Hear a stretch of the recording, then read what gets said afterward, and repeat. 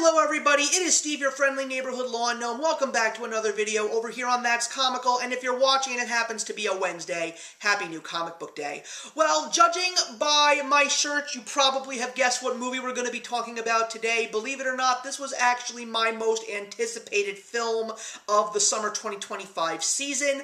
Of course, we all know that this is the start of the MCU Phase 6, which is also going to be the conclusion of the now known Multiverse Saga before we officially go into the recently announced reboot of the MCU, and that of course is Fantastic Four: First Steps, starring Pedro Pascal as Mr. Fantastic, Vanessa Kirby as the Invisible Woman, Joseph Quinn as the Human Torch, and Eben Moss-Backrack as your favorite ever-loving blue-eyed thing, Benjamin J. Grimm. So, Fantastic Four is a story, a lore, a comic book, whatever it is, that has such a soft spot in my heart. I actually do not have that many Fantastic Four comics in my collection, but the characters, the story has always been something that has resonated with me. I loved the 1990s cartoon. I will always have a soft spot for the Tim Story Fantastic Four films. These may not be the greatest films ever, but they truly are fun and films that really do capture the camp and everything that is about Fantastic Four when it comes to the concept of family. And there's no doubt in my mind that that was something that the team behind this brand new Fantastic Four movie were trying to capture, not necessarily in the exact same way, but a different way, and they were definitely not going to want to replicate Fan Four Stick. Plenty of reviews out there that you could see in regards to that movie, mine actually included. But now that Fantastic Four: First Steps is finally here, and of course, when it comes to the MCU films post-Endgame, my expectations were never truly hitting the roof like they normally were, and because of that, I think that's why Phases 4 and 5 were tolerable for me. And I also will say that the last MCU films that have hit theaters in 2025 were movies that I actually enjoyed. But now we're here with Fantastic Four: First Steps. And this is also coming off the heels of Superman 2025 over at the new DCU. And I gotta say that I did not get the movie that I was expecting. As a matter of fact, I got a better movie. I absolutely appreciated and loved Fantastic Four: First Steps for a great many reasons. And the biggest reason of them all was the fact that something was done that was long overdue when it comes to anything Marvel. And this movie was a true love letter to the legendary and my birthday buddy, Jack Kirby. The man who is responsible for returning to Marvel Comics after creating Captain America 20 years later in 1961 to team up with Stan Lee and revitalize the concept of the superhero, not just for Marvel Comics, comics in general, and it started with Marvel's first family, the Fantastic Four. The aesthetic, the concept, the plot, the personalities, this was everything that I was hoping for to get out of a Fantastic Four movie. And there was not a single thing in this movie that did not connect and was truly taken from the comic book lore. And yes, that even includes Shah-Lahbal, the female Silver Surfer. The one thing that was caused everybody to throw their hands up and say, that's it, Silver Surfer's gender swapped, I'm done. Nope, this was a character from the comics. This was the Silver Surfer from an alternate universe. And knowing that that was the case, that's what made me still remain with my hopes high. And I really did appreciate the Silver Surfer in this film. As a matter of fact, this was a better depicted Silver Surfer than the one in the 2007 film, and even though that was Norrin Rad, I still appreciated Shah-Lahbal. Also, we got the story from the Tim Story Fantastic Four sequel done right in this film, and that of course was the iconic original cosmic Marvel story, The Coming of Galactus. Now, it wasn't 100% accurate because there were a couple of different things that were found in it, as well as the reasons for Galactus coming to Earth. But again, comic book based, done very well, and I was so surprised by how well this version of The Coming of Galactus was shown. And it was also finally great to see the Galactus that everybody always wanted to see on the big screen. Now, I know that there are a lot of things that a lot of people don't like about this movie, and I will get to those. The first one I want to talk about is not necessarily the big elephant in the room, but rather it's the story. A lot of people don't really care for the story. A lot of people found it really slow burn, not really entertaining entirely, and you know what? I'm completely fine with that because that's really what the Fantastic Four are. Yes, it's family-oriented.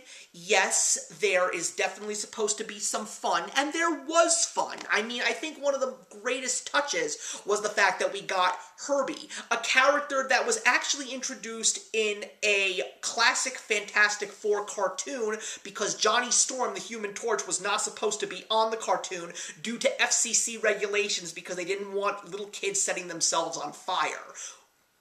Admirable. But the fact that Herbie was in this, wonderful. Also, not to mention the fact that finally getting the Thing the way he's supposed to be. Not to say that I didn't enjoy Michael Chiklis' performance with the makeup, but the Thing has to be CGI, and they did such a beautiful job of making him look so good in this movie. But I appreciated the fact that they didn't really want to make this movie over the top. They didn't want to put the camp in there, and they didn't want to make it extremely funny. And it reminds me of another Marvel movie that is also very underappreciated, and that is Chloe Zhao's Eternals, which is still a movie that I really do enjoy, and that's just because I am a comic book reader who understands the Marvel Cosmic Universe. Because yes, the Fantastic Four are also superheroes in a Marvel cosmic world, but unlike the Guardians of the Galaxy, they're not a ragtag bunch of misfits. The Fantastic Four are a bunch of brilliant minds, extremely talented, and they do not necessarily need to use brute strength to solve a problem affecting the world. They use their brains. And that is why I really did appreciate that they showed that specifically in this movie. There's a lot of times where you see Reed and even Johnny thinking, trying to solve the fact that Galactus is coming to devour Earth. Also, I loved how they were media darlings and how the people of the world looked at the Fantastic Four, because that reminded me of Kurt Busiek's third issue of Marvels, which also talks about the coming of Galactus and how the people's reactions to what the Fantastic Four do is depicted so well, and it also is carried on to the heroes themselves. I thought that that was also brilliantly done. I also loved the role that Franklin has to play in this movie. I really did appreciate that, and that's unfortunately something that the average Marvel superhero movie goer does not really get, and still has to really absorb that whole concept and that plot-driven story. The other big story, here we go, the elephant in the room, Pedro Pascal. I know that there's a lot of people that did not like the fact that Kevin Feige chose him to play Reed Richards, and it's not just superhero fatigue, but there's a lot of Pedro Pascal fatigue. I'm gonna say that, to my own personal credit, I have not seen enough Pedro Pascal to start hating on Pedro Pascal's performance as Reed Richards. As a matter of fact, I liked Pedro Pascal's role as Reed Richards because that was exactly what I expected Reed Richards to be. Not much of an emotional guy, but showed tremendous love for his family because his mind is constantly thinking about what he needs to do and how he can save the world. I haven't watched enough Pedro Pascal work to really hate the guy. I only watched one season of The Mandalorian because I hated it. I never saw The Last of Us and don't want to see The Last of Us. I've only really seen Pedro Pascal in two things outside of The Mandalorian. The sequel to Kingsman, which I had a fun time with, and believe it or not, Maxwell Lord in Wonder Woman 84, which I absolutely enjoyed because I was so glad to see in Zack Snyder's DCEU some classic over-the-top Silver Age supervillainy, and that's what I got from Maxwell Lord's character. But I personally really enjoyed Reed Richards in this movie, and I enjoyed Pedro Pascal's performance as Reed Richards, and I'm gonna say this right now. I know everybody wanted John Krasinski to play this version of Reed Richards, but I'm gonna say this, he would not have worked in this movie. I'm serious. John Krasinski, Ian Grafall, none of the people who have played Reed Richards would have fit in Fantastic Four First Steps. I think that the way that this movie was made and how the aesthetic was made and how the plot was done, all the actors in this movie were perfect for the roles as these characters. And even though Chris Evans will always be my Johnny Storm, I am not gonna knock Joseph Quinn. I will not. I thought that he was a great Johnny Storm for this movie.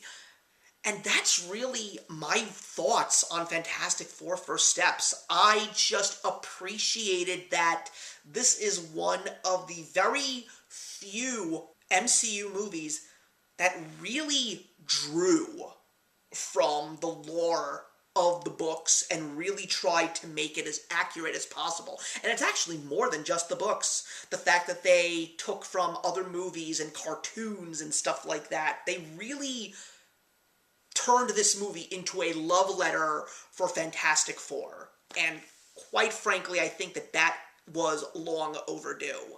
This is a movie that I really do want to see again. This is a movie that I'm gonna own on Blu-ray, because I'm going to own all the Marvel Universe movies on Blu-ray, good, bad, or indifferent. Loved the post-credits scenes, of course. But this was a very strong movie. I think it's better than Superman 2025, but I'm still going to say that K-Pop Demon Hunters is the best movie of the summer of 25. And if you haven't seen it, you really need to go check it out on Netflix, and you also need to see my review. But I have to say, once again, Fantastic Four First Steps was a nice surprise.